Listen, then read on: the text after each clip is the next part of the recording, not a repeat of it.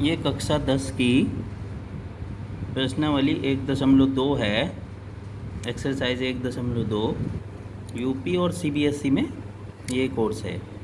तो पहला प्रश्न है इसका, निम्नलिखित संख्याओं को अभाज्य गुणनखंड के गुणनफल के रूप में व्यक्त कीजिए। तो इसमें पहला है 140। 140 के अभाज्य गुणनखंड क्या होंगे? 2 गुणा 2 गुणा 5 गुणा 7 बराबर 2 की घात 2 गुणा 5 गुणा 7। और बच्चे जैसे साथ साथ देखते हैं ना, ऐसे ही साथ साथ नोट करना है। वीडियो जैसे देख रहे हैं तो साथ साथ नोट करना है। ओके, लाइक और सब्सक्राइब भी करना है। फिर दूसरा है 156 बराबर 2 गुणा 2 गुणा 3 गुणा 53। ये हो जाएगा 2 की घात 2 गुणा 3 गुणा 53। ओके, ऐसे ही है 3825। तो इसके गुणनखंड करेंगे जैसे छठी सातवीं में लैसे निकालते थे ना, इस तरह से गुणनखंड करते हैं। 3 गुणा 3 गुणा 5 गुणा 5 गुणा 17। तो ये हो गया 3 की घात 2 गुणा 5 की घात 2 गुणा 17। ओके, 5005। इसके गुणनखंड करेंगे 5 गुणा 7 गुणा 11 गुणा 13। 7429 है, इसे लिख सकते हैं 17 गुणा 19 गुणा 23। ये अभाज्य गुणनखंड हो गए। दूसरा सवाल है, पूर्णांकों के निम्नलिखित युग्मों के एचसीएफ और एलसीएम ज्ञात कीजिए तथा इसकी जांच कीजिए कि दो संख्याओं का गुणनफल एचसीएफ गुणा एलसीएम है। मतलब दो संख्याओं का गुणनफल बराबर होता है एचसीएफ गुणा एलसीएम। पहला है 26 गुणा 91। पहले 26 के 2 गुणा 13 हो गए गुणनखंड, और 91 के 13 सत्ते 91। तो एचसीएफ 13 हो गया, क्योंकि कॉमन क्या है? 26 के गुणनखंड और 91 के गुणनखंड में 13 कॉमन है, तो ये एचसीएफ हो गया। एलसीएम 2 गुणा 7 गुणा 13, 182 एलसीएम हो गया। इसी तरह ये निकाल लेंगे दो संख्याओं का गुणनफल बराबर 26 गुणा 91, ये आ गया तो 2366 हो गया। और एचसीएफ गुणा एलसीएम बराबर 13 गुणा 182, तो ये कितना हो गया? 2366। ठीक है, इस प्रकार दो संख्याओं का गुणनफल बराबर हो गया एचसीएफ गुणा एलसीएम। दूसरा है 510 और 92, इसका करना है। तो 510 के गुणनखंड करेंगे 2 गुणा 3 गुणा 5 गुणा 17। ठीक है, और फिर 92 कर 2 गुणा 2 गुणा 23। एचसीएफ हो गया 2 और एलसीएम हो गया गुणा करके 2 गुणा 2 गुणा 3 गुणा 5 गुणा 17 गुणा 23। तो 23,460। ओके, दो संख्याओं का गुणनफल बराबर आ गया 2 एचसीएफ गुणा एलसीएम। तो इनको बराबर 46,920 दोनों ही आ जाएगा। फिर है 336 और 54। तो 336 के करेंगे 2 गुणा 2 गुणा 2 गुणा 2 गुणा 3 गुणा 7। तो 2 की घात 4 गुणा 3 गुणा 7। फिर 54 के करेंगे 2 गुणा 3 गुणा 3 गुणा 3। तो 2 गुणा 3 की घात 3 आ जाएगा। फिर एचसीएफ निकाल लेंगे, 2 गुणा 3 कॉमन है तो 6 हो गया। एलसीएम निकाल लेंगे 2 की घात 4 गुणा 3 की घात 3 गुणा 7। ये आ गया 3024। अब हमें करना है दो संख्याओं का गुणनफल। तो संख्या क्या थी? 336 गुणा 54, ये आ गया 18,144। इसी तरह एचसीएफ गुणा एलसीएम करेंगे, ये आ गया 6 गुणा 3024, ये भी यही आ गया 18,144। तो दो संख्याओं का गुणनफल बराबर एचसीएफ गुणा एलसीएम हो गया। तीसरा सवाल है, अभाज्य गुणनखंड विधि द्वारा निम्नलिखित पूर्णांकों के एलसीएम और एचसीएफ ज्ञात कीजिए। तो पहला है 12, 15 और 21। तो 12 बराबर 2 गुणा 2 गुणा 3, ये हो गया 2 की घात गुणा 3। फिर 15 के करेंगे 3 गुणा 5। फिर 21 के करेंगे 3 गुणा 7। एचसीएफ कितना हो गया? इनमें कॉमन है 3 सब में, एलसीएम हो गया 2 की घात 2 गुणा 3 गुणा 5 गुणा 7, तो 420 आ गया एलसीएम। इसी तरह से दूसरा करेंगे 17, 23 और 29।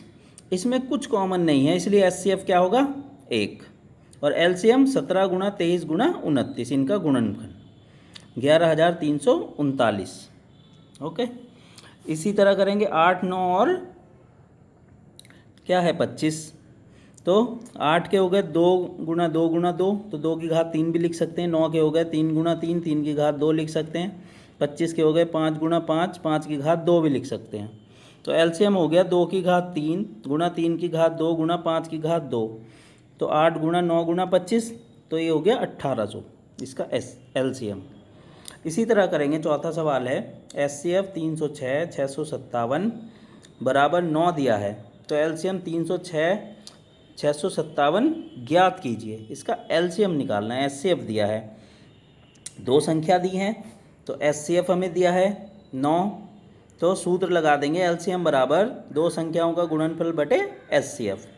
तो 306 गुणा 657 बटे कितना हो गया 9, तो इसको गुणा भाग करके कितना आ गया 22,338। इस प्रकार एलसीएम ये है 22,338। ओके,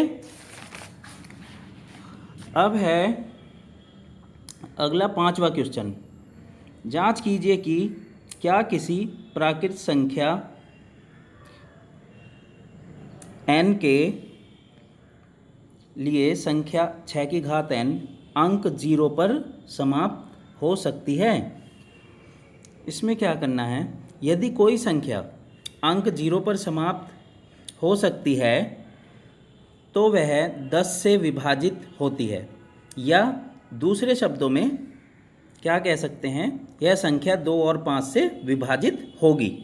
जब 10 से विभाजित होगी 2 और 5 से भी विभाजित होगी, तो 6 की घात n का अभाज्य गुणनखंड 2 गुणा 3 पूरे की घात n, तो 2 की घात n गुणा 3 की घात n। ठीक है, 6 की घात n के अभाज्य गुणनखंड में 5 नहीं है, इसलिए 6 की घात n 5 से विभाजित नहीं होगी।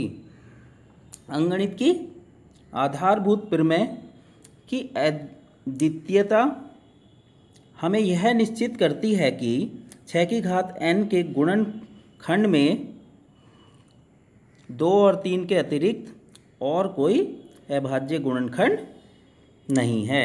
अतः किसी भी प्राकृत संख्या n के लिए संख्या 6 की घात n अंक 0 पर समाप्त नहीं हो सकती है। फिर है छठा सवाल, व्याख्या कीजिए कि 7 गुणा 11 गुणा 13 प्लस 13 और 7 गुणा 6 गुणा 5 गुणा 4 गुणा 3 और गुणा 2 गुणा 1 प्लस 5 भाज्य संख्याएं क्यों हैं। इसमें क्या करेंगे, भाज्य संख्याओं के 2 या 2 से अधिक भाजक होते हैं। जो भाज्य संख्या होगी, तो दी गई संख्या क्या है 7 गुणा 11 गुणा 13 प्लस 13, तो इसे लिख सकते हैं 13 गुणा 7 गुणा 11 प्लस 1 बराबर 13 गुणा 77 हो गया ये प्लस 1, 13 गुणा 78, तो 13 गुणा 6। इस प्रकार इस संख्या के 2 से अधिक भाजक 1, 6, 13 ये संख्या भाज्य संख्या है। ओके, फिर अगला सवाल है, किसी खेल के मैदान के चारों ओर एक वृत्ताकार पथ है। इस मैदान का एक चक्कर लगाने में सोनिया को 18 मिनट लगते हैं, जबकि इसी मैदान का एक चक्कर लगाने में रवि को 12 मिनट लगते हैं। मान लीजिए कि दोनों एक ही स्थान और एक ही समय पर चलना प्रारंभ करते हैं, एक ही दिशा में चलते हैं।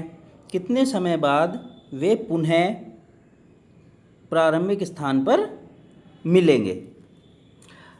तो इसमें क्या है, ये निकालना है कि कितने समय बाद प्रारंभिक स्थान पे मिलेंगे। रवि को 12 मिनट लगते हैं, जबकि सोनिया को 18 मिनट लगते हैं। एक समय बाद दोनों प्रारंभ स्थान पर होंगे और वह समय 12 और 18 का एलसीएम होगा। तो 18 का हो गया 2 गुणा 3 गुणा 3 और 12 का 2 गुणा 2 गुणा 3। तो 12 और 18 का एलसीएम हो गया 2 गुणा 2 गुणा 3 गुणा 3 36। तो क्या होगा, इस प्रकार रवि और सोनिया 36 मिनट बाद दोनों अपने स्थान पर होंगे। ओके, वीडियो को लाइक और सब्सक्राइब करेंगे और इसका जो लिंक मैं डाल दूंगा पीडीएफ में, वहाँ पीडीएफ भी देख सकते हैं। ओके।